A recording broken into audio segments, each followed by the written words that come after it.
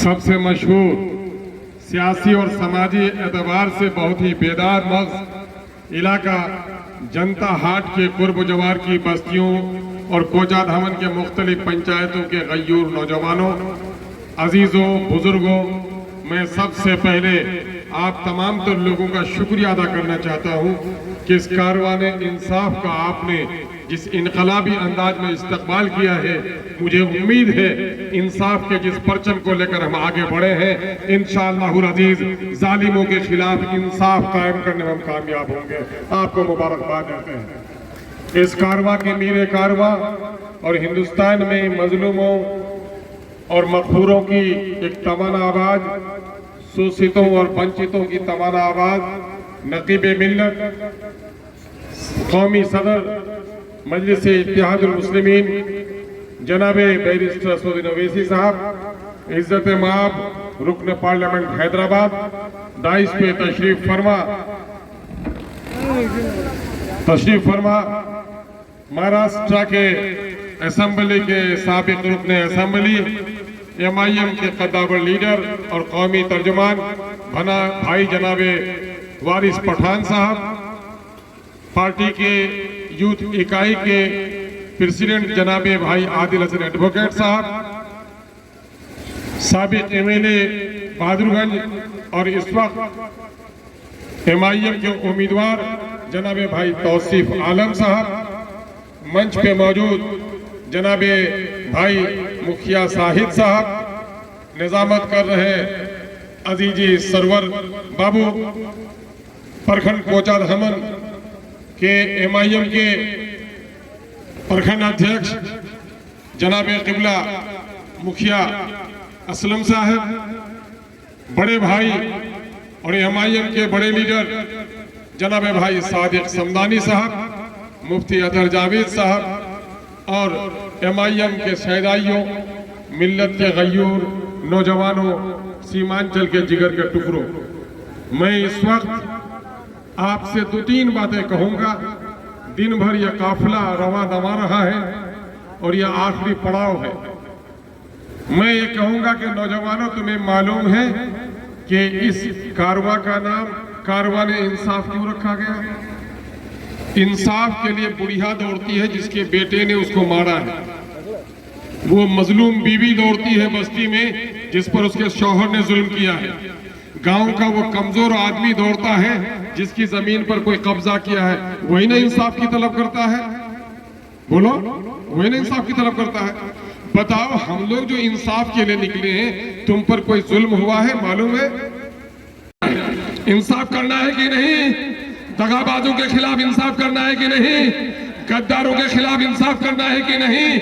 अगर आज वो रहते, मैं दावे के साथ कहता हूं, हम लोगों ने तय किया था कि 2023 के जनवरी में अपना मेमोरेंडम देंगे, सीमांचल का जो ड्राफ्ट बनाएंगे, चार्टर ऑफ डिमांड गवर्नर को देंगे, चीफ मिनिस्टर को देंगे, और बजट में शामिल नहीं हुआ तो मैं और रुकनुद्दीन बैठूंगा वहां पर 22 में, हाजी को बैठाऊंगा यहाँ पर महादेव दिघी में, सैनाबाद को जोकी में, अंजार को बहादुरगंज में, और एक ही नारा दूंगा कि सीमांचल की समस्याओं का करो समाधान, वरना रहेगा चक्का जाम। अगर ये पांचों रहते, चारों रहते मेरे साथ, तो सीमांचल में आज 800 करोड़ का मैं नहीं काम, बल्कि 8000 करोड़ से भी ज्यादा का काम होता। सीमांचल को उसने धोखा दिया कि नहीं? उनसे इंसाफ करना है कि नहीं? जिसने तुम्हारे ख्वाबों को चकनाचूर किया, तुम्हारे माओ के नफल रोजे का जिसने एहतराम नहीं किया, ऐसे लोगों से इंसाफ करना है कि नहीं करना है? इंसाफ उनसे भी करना है, इंसाफ उनसे भी करना है जो लोग कल कहते थे मोदी के हाथ को मजबूत करो, मोदी के हाथ को मजबूत करो। जब CAA का काला कानून आया तो मोदी के हाथ दलाली करने लगे थे, उस वक्त तक मिल्लत उसको याद नहीं आई थी। बाबरी मस्जिद तोड़ने वाले उनको अच्छे लगे, गुजरात के बहन बिल्किस की चीख उसके कानों में सुनाई नहीं दी। जब देखा कि काला बिल आया कि अब कोई गुंजाइश नहीं है नीतीश कुमार के लिए, तो ये शख्स वहां से भाग कर आता है कि मैं मुसलमानों का मसीहा हूं। ऐसे ठगोरों से भी इंसाफ करना है कि नहीं करना है? करना है। यकीन जानो, ये वोट नहीं है, ये अल्लाह की अमानत है। इस अमानत के लिए भी इंसाफ करना होगा। अख्तरुल ईमान नाअहल है, उसे छाड़ दो, लेकिन अपना वोट किसी दलाल के हवाले मत करो। ये करोगे कि नहीं करोगे? कभी जात की बुनियाद पर, कभी बिरादरी की बुनियाद पर, कभी पैसों की बुनियाद पर हम वोट का सौदा नहीं कर सकते। उनसे भी इंसाफ करना है। यह हमारे ताकत पर सेकुलर लोग आज बने हुए हैं। वहाँ बिहार में हुकूमत बनाने का ख्वाब तेजस्वी देख रहे हैं, लेकिन वो तेजस्वी हमको साथ लेने के लिए तैयार नहीं है। इसके खिलाफ भी इंसाफ करना है कि नहीं करना है? तो आओ एक नारा लगाओ मेरे साथ। मैं अपने लीडर को सुनना चाहता हूँ। ये दिल के दर्द की दास्तान थी। मैं बहुत दिनों से आप लोगों से मिल न सका था, इसलिए गुफ्तगू थोड़ी तवील कर दी। सबने दिया है हमको चोट, आवाज लगाओ, आवाज लगाओ। सबने दिया है हमको चोट, सबने दिया है हमको चोट, सबके दिल में है खोट। अब न देंगे इन बेईमानों को वोट, अब अपनी पार्टी अपना वोट, अपनी पार्टी अपना वोट। एक आखिरी बात कह के जाता हूं कि जो तौसीफ भाई ने उससे इशारा किया, तुमको मालूम है ना कि इस वक्त यादव का नेता कौन है? बोलो। मल्ला का नेता, माझी का नेता, पासवान का नेता। अरे आवाज से बोलो, पासवान का नेता। 1 घंटे के लिए अगर अवैसी साहब को हैदराबाद में रहने दो और हम लोग को भी भुला दो, बताओ तुम्हारा नेता कौन? सुन लो एक बात आखिरी, खालू मामू अमीर हो कबीर हो वक्त का वजीर हो, मर जाए तो बच्चा यतीम नहीं होता। जिस दिन बाप मर जाता है बच्चा यतीम हो जाता है। जिस तरह बाप के मरने से बच्चा यतीम होता है, ठीक उस तरह कौमें यतीम हो जाती हैं जिसका कोई लीडर नहीं होता। अब हम यतीमी की जिंदगी नहीं गुजारेंगे। बैरिस्टर असदुद्दीन हमारा लीडर है, हम अपने लीडर के दामन से वाबस्ता हो जाएंगे। एक आखिरी बात कह के जा रहा हूं, एक आखिरी बात कह के जा रहा हूं। सादिक समदानी भाई को देख रहे हो, सुन रहे हो, समझ रहे हो। असलम साहब को देख रहे हो, सरवर मियां को देख रहे हो। तीनों लोग अच्छे हैं। कुर्बानी के जानवर के आंख कान नाक सब ठीक होने चाहिए। इन लोगों के आंख कान नाक सब ठीक है ना, कुर्बानी के लायक है ना। अब एक बात सुनो, अगर सुनो, अगर सुनो, अगर अगर अगर सुनो, सुनो मेरी बात सुनो, मेरी बात सुनो। मैं लीडर हूं तुम्हारा खादिम भी हूं। नमाजे ईद में ईदगाह में बस्ती के 50 आलिम होते हैं। आप बड़े लोगों के जनाजा, बुजुर्ग के जनाजे में तो हजारों आलिम होते हैं। तो कोई एक इमामत करता है कि सबको इमामत करता है? तो एक इमाम होगा तभी भलाई होगी। तो हम लोगों का इमाम कौन है? बैरिस्टर असदुद्दीन अवैसी। बैरिस्टर असदुद्दीन का जो फैसला होगा सब तस्लीम करोगे। इसलिए तय कर लो कि हम किसी को वोट नहीं देंगे। बैरिस्टर असदुद्दीन अवैसी का जो सिपाही होगा हम उसको जीत कर भेजाएंगे। इनकलाब, इनकलाब, बैरिस्टर असदुद्दीन अवैसी, पतंग का निशान, सीमांचल का नौजवान। बहुत बहुत शुक्रिया। अस्सलाम वालेकुम। मेरी सरदार माँ और बहनों, मोहतरम जनाब अख्तरुल ईमान साहब, MLA व सदर बिहार मजलिस इत्तेहादुल मुस्लिमीन, मोहतरम जनाब तौसीफ आलम साहब उम्मीदवार बहादुरगंज, जनाब आदिल हसन साहब, जनाब वारिस पठान साहब और मेरे तमाम मंच और शहनशीन पर बैठे हुए मजलिस के तमाम मेरे रुखसार, मेरे अजीज दोस्तों, बुजुर्गों, क्योंकि वक्त बहुत हो चुका है और आपने माशाअल्लाह जनाब अख्तरुल ईमान साहब से एक मुदल्लिल तकरीर आपने सुनी। मैं सिर्फ आपसे इतना कहना चाहूँगा कि हमको इस बात का अफसोस है कि जिसको आप और हमने अपने खून पसीने की गाढ़ी कमाई से उनको कामयाब किया, MLA बनाया, उन्होंने आपकी मोहब्बत को,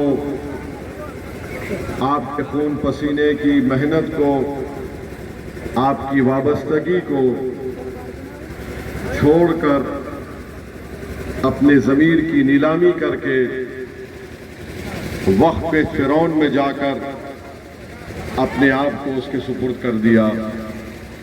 मुझे बड़ी तकलीफ है, और जो कुछ अभी अख्तरुल ईमान साहब ने कहा वो एक एक लफ्ज़ बिल्कुल सच है। मैं तो सिर्फ यही अल्लाह से दुआ करता हूँ कि जिन्होंने गरीब और मजलूम अवाम को धोखा दिया, अल्लाह सुब्हाना व तआला इनको देख ले, क्योंकि मैं जानता हूँ कि यहाँ पर हमारे मजलिस के जिम्मेदारों ने दिन और रात एक करके इनको कामयाब और कामरान किया। मगर मेरे अजीज दोस्तों और बुजुर्गों, अगर हम अपनी तारीख का मुताला करेंगे तो तारीख में गद्दारों की एक लंबी फहरिस्त है, और तारीख हमको ये बताती है कि वक्तिया तौर पर गद्दारों को लगता है कि उनको कामयाबी मिली, मगर तारीख हमको ये भी बताती है कि टीपू सुल्तान ने अपनी जान को गंवा दिया अंग्रेजों के खिलाफ लड़ते लड़ते, और सुबह क़यामत तक लोग टीपू को एक बहादुर शहीद के तौर पर देखते हैं जिसने अंग्रेजों के खिलाफ लड़कर अपनी जान की कुर्बानी दी। और लोग हमेशा मीर जाफर को और मीर सादिक को गद्दार कहते हैं, तो हमेशा ये लोग गद्दार रहेंगे। तारीख से हमको ये भी दर्स मिलता है कि करबला के मैदान में नवासे रसूल पर तलवार उठाने वाले भी मुसलमान थे, मगर नवासे रसूल और अहले बैत ने हक की सरबुलंदी के लिए अपनी गर्दनों को नहीं झुकाया, बल्कि अल्लाह की राह में सजदा करके अपनी जानों की और अपने आल की, अपने खानदानों की कुर्बानी। और जो सनातन धर्म हमें सिखाता है कि हम हर हर महादेव के साथ, एक बार आप सब मेरे साथ नारा भी लगाएंगे, हम लोग अपने धर्म के साथ, हर हर महादेव के साथ, आई लव मोहम्मद। एक बार ये नारा हम लोग फिर से लगाएंगे। और अगर उत्तर प्रदेश में किसी मुस्लिम भाई को ये नारा लगाने पे अगर रोक लगता है या उसको FIR होता है, तो अगर ये नौबत बिहार की आएगी या देश में कहीं की आएगी, तो ये आपका हिंदू भाई जेल जाने के लिए सबसे पहले तैयार है। तो मैं चाहता हूँ कि एक बार नारा हम लोग एक बार फिर से बुलंद करें, आई लव। लोगों को बताइएगा कि एक हिंदू भाई ने इस नारा को लगाया है। अगर FIR करवाना है तो करवाइए, मुसलमान भाई से पहले उनका हिंदू भाई खड़ा रहेगा, क्योंकि हम लोग किसी पार्टी के सर्टिफाइड हिंदू नहीं है। किसी पार्टी का सर्टिफिकेट नहीं चाहिए भाजपा वालों का कि हम हिंदू हैं कि नहीं है। हम सच्चे सनातनी है, सच्चे हिंदू है। हिंदू धर्म ने हमेशा से सिखाया है कि हर धर्म का सम्मान करना चाहिए, और वही हम लोग करते हैं। और कोई ऐसी पार्टी क्या आपने किसी हिंदू भाई को इतना सम्मान दे सकती है कि 6 महीना पहले अपने भाई को, अपने हिंदू भाई को ढाका के सरजमी पे हमारे शेर, हमारे देश के शेर बैरिस्टर असदुद्दीन ओवैसी साहब ने तिरंगा साफा बांध करके अपने भाई को उम्मीदवार घोषित कर दिया। 6 महीना पहले एक हिंदू भाई को उम्मीदवार घोषित कर दिया। इससे बड़ा सम्मान कोई क्या देगा। तो मैं अपने हिंदू भाइयों को भी आह्वान करना चाहता हूं, जितने भी लोग यहाँ उपस्थित होंगे, आपके मोबाइल से रिकॉर्डिंग हो रहा होगा, मैसेज उन तक पहुंचेगा कि आइए, ये पार्टी जो सम्मान आपको देगी ये कहीं और सम्मान नहीं मिलेगा। मैं सीमांचल की धरती को सबसे पहले प्रणाम करता हूं, शुक्रिया अदा करता हूं कि पहली बार आपने AIMIM जैसी पार्टी, संविधान को मानने और समझने वाली पार्टी को आपने 5 सीट जिता करके दिया। आपने AIMIM की ताकत को दिखाया पूरे बिहार को, पूरे देश को। सीमांचल के लोगों को मैं प्रणाम करता हूं और वादा करता हूं कि 5 सीट आपने दिया था, जो पौधा आपने लगाया था बड़ा पेड़ बनने जा रहा है। केवल सीमांचल से 20 और पूरे बिहार से 5 और विधायक कम से कम जीतेंगे, और इंशाअल्लाह 25 विधायक जीत करके आएंगे, और हम तय करेंगे कि बिहार में सरकार किसकी बनेगी। MIM तय करेगी कि बिहार में सरकार किसकी बनेगी। अभी मैं मुंबई गया था, सुना है कि मुंबई में सारा सामान मिलता है जो देश में कहीं नहीं मिलता है। तो हम बंबई गए थे, हम हम बंबई गए थे थर्मामीटर खरीदने, वो वाला थर्मामीटर जिसको डालेंगे तो मालूम चलेगा कि बी टीम कौन है। तो थर्मामीटर हमको मिला नहीं बंबई में, अब सीमांचल में ढूंढ रहे हैं। वो थर्मामीटर जिस दिन मिल जाएगा कि बी टीम कौन है, ए टीम कौन है, अगर तेजस्वी यादव के यहाँ बाजू में लगाएंगे ना तो बी टीम का सबसे बड़ा जो है बुखार वहीं से निकलेगा। आज आपका विधायक टूटता है तो कहां जाता है? एनडीए की गोद में जाके बैठ जाता है। मोदी जी आए थे गया में, 2 विधायक जाकर के गोदी में बैठ गया। अरे कम से कम MIM वाला टूटा भी तो जाकर के महागठबंधन में गया। हमारा कोई कार्यकर्ता जाता भी है तो कहीं और जाता है। आप कहते हैं कि हम भी टीम वाले। अरे हम लोगों ने इतना सब्र दिखाया, इतनी हिम्मत दिखाई कि आपने हमारे पीठ पे छुरा भोंका, फिर भी